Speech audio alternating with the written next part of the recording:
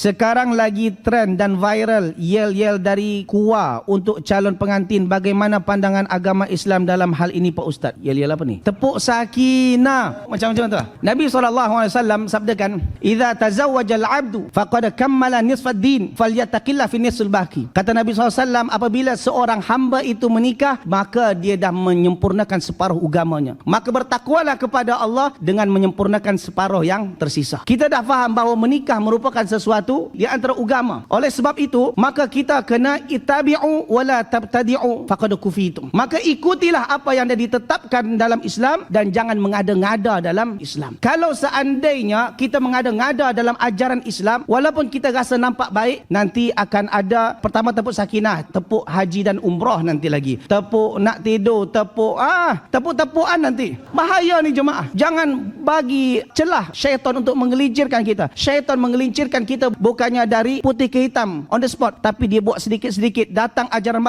baru yang akhirnya dipandang ini sebuah satu amalan bahagian daripada Islam, dan ini dah mengada-ngada dalam Islam. Ingat, untuk mendapat sakidah cukup bertakwa kepada Allah dan ikuti apa yang dah diajarkan oleh Nabi SAW, maka insya-Allah Allah akan turunkan sakinah. Dan tuan guru yang mengada buat-buat macam ni, bertakwa kepada Allah. Jangan lagi habiskan umur yang tinggal sikit ni buat perkara-perkara yang mengarut dalam Islam. Allah Taala alam bisawab.